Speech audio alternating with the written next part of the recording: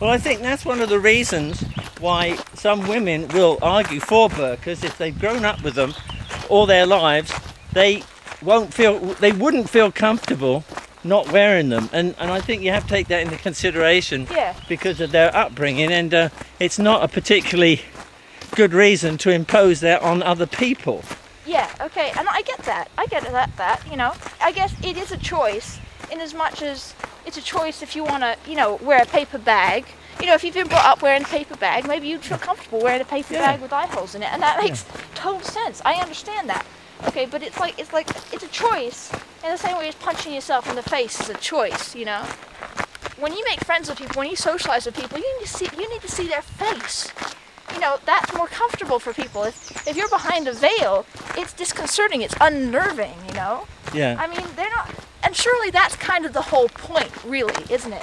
So to not have women socialized, to not have them being sucked in by this Western culture. They're also not going to make many Western friends that way. So it basically helps to build division. It's self-isolating for sure, and you know, to a certain extent, that is what we don't want Islam. These women getting Western ideas. Well, that's what Islam wants. It doesn't want to be. Let's not pretend that it doesn't want that. It doesn't want to be contaminated by the influence of other cultures, because that would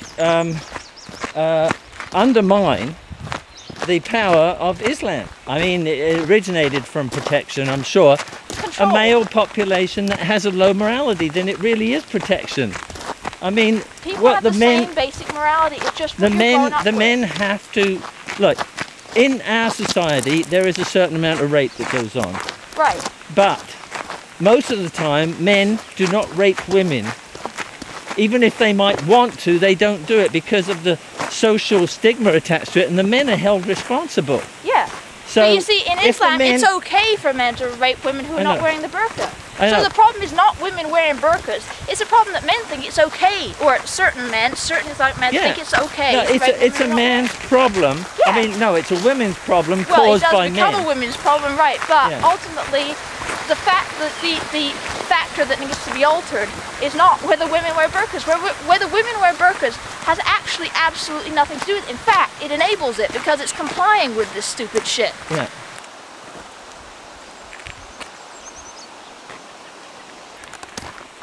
When you go to a new society, you have to try and integrate.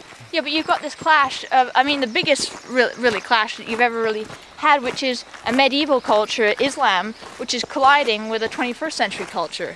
It's actually going fairly well, really, considering how different the basic foundations of these cultures are. I mean, these people come from a culture that is in the Middle Ages. Yeah, they want the advantages of living in this kind of society, and they see certain attractions, but those attractions are also threats to the standard way of doing things for them. I mean, that's not an excuse. I mean, that's a reason, but not an excuse. You know, all men are created equal, and that's in the Constitution. And honestly, you know, I get that I mean, it's supposed to mean all people, but you know what? It's subtle, okay? And I think it should be rewritten to say all people are born equal. Yeah, I think you're right. Because it's that important. You know? Or change it to all women are created equal, and leave it like that for a little while and see how long it takes the men to protest against that. Well, you know what? I don't think that's going to happen. I don't need revenge.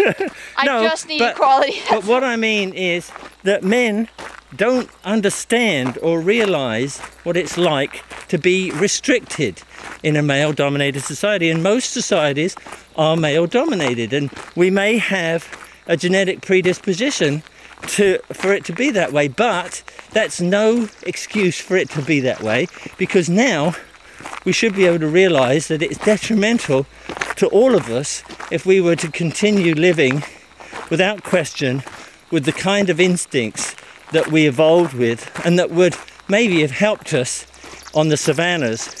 They don't help us now. A lot of them don't help us now. Yeah. And we have to adjust to having those instincts, perhaps, but yet finding surrogates for them so that we don't express them to the detriment of ourselves and other people. I honestly do get why Muslims are pissed off. I actually do understand. Why are they pissed off? Well, you know, when I have a go at their religion, and when they come to a culture that is, in terms of human development, human exploration, and also human freedoms, is vastly superior, or well, I say ahead of their time. Yeah. It's difficult to adjust. I know it's their religion. I know that they feel pushed, but you know what? For Muslims, your problem. Yeah. I don't want to have to make excuses for you and overcompensate for you. Religion was an issue that was always going to have to be confronted at some point. Now the question is, it's like a bandage that has to come off, right? The question is, do you want it ripped off slowly or fast? I mean, I don't see the point about being polite and overcompensating to an idea that has no Merit. Exactly. It was always gonna hurt like a bitch, you know. So let's just get it over and done with now, because I don't see any point in dragging it out.